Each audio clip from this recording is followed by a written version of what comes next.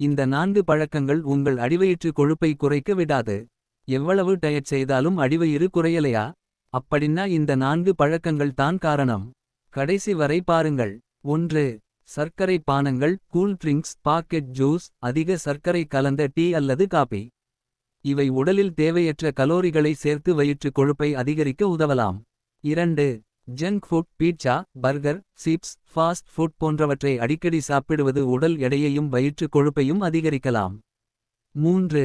உடற்பயிற்சி இல்லாத வாழ்க்கை, நாள் முழுவதும் உட்கார்ந்து இருப்பதால் கலோரி எரிப்பு குறையும்.